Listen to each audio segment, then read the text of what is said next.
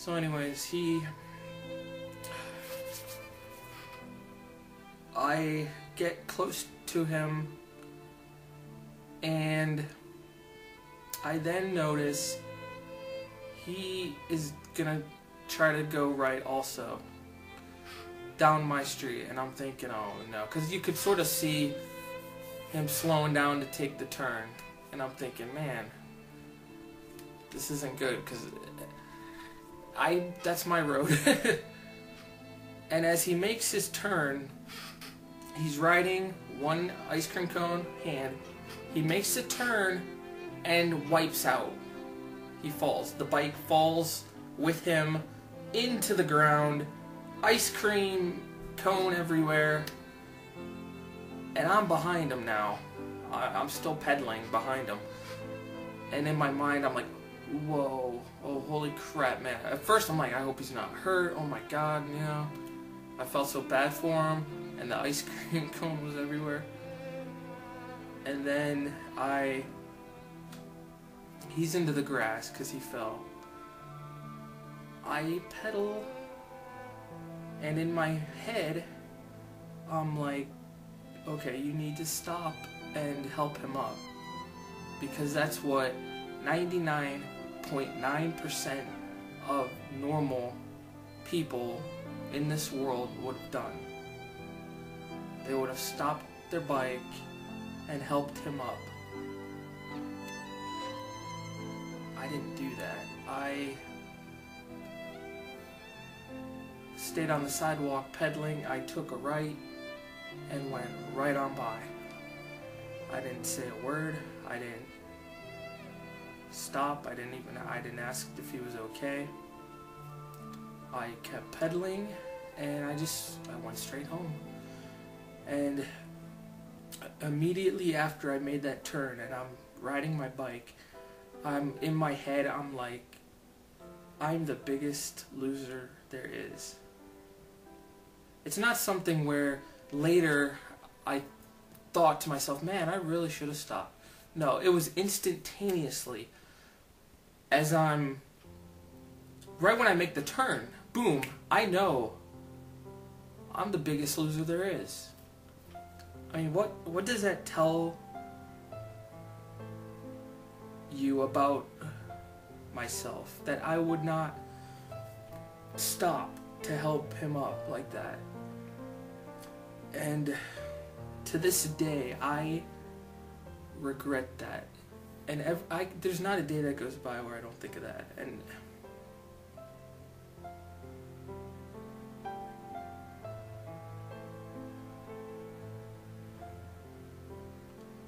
I can picture it in my head like it was yesterday.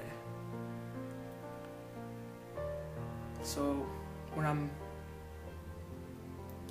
in my bed at night and I'm trying to go to sleep, I see the scene play out over and over and over, and then I change it because I hate myself so much for what I did, or what I didn't do, as it turned out.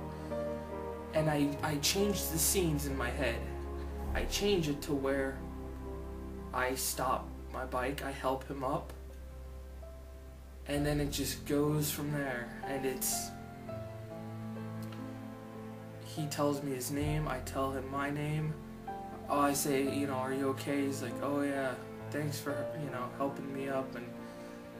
And I ride with him. I'm like, yeah, we ride, you know, we're going down the same street already, so I ride with him and we talk. And he notices I have a video game, and he says, oh, I like video games too. What game did you rent? I said, you know, whatever game. And then turns out, as we go to his house, he lives on the same street. Again, I play this out in my mind. I don't know where he lived in reality. But in my mind, he lives on the same street. He's like, you know what, man, I have that system. Can you want to come over or you want to play the game? Come on. I go inside. We hang out. We play. It's a weekend. He's like, dude, you know what? You want to stay over? Stay the night? I'm like, whoa. Is this a friend? Did I make a friend? We play, we pull an all-nighter, we drink Mountain Dews all night, we act crazy, we just... And then next weekend he comes to my place and we rent another game. And my life is totally different forever because I finally made a friend.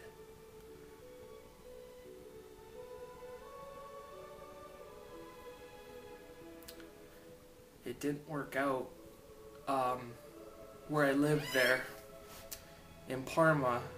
I was living with my mother and it didn't work out because things got too bad at the school I was going to, so I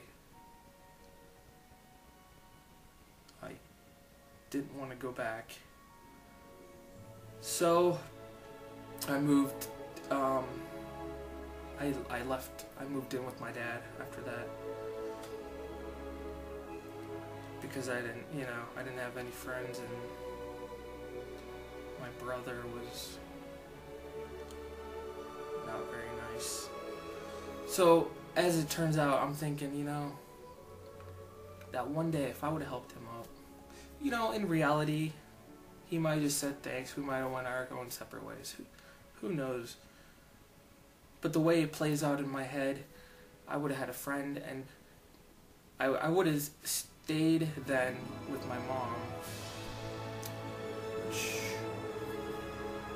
See, that goes back to would you change anything? Because I don't, moving in with my dad was great. I wouldn't want to get rid of those, that time. So that's why it's such a sticky situation, but my life definitely would have been totally different if I would have helped him up, I think. That's what I think. Alright guys, I've rambled enough. Thanks for watching. If anybody actually sat through that and watched all of it, then I think very highly of you. That's awesome. And I'm sorry, this was just one of those nights where I couldn't sleep again. Alright, take it easy, and we gotta stop thinking about regrets, right? There's nothing we can do about them. Learn from them.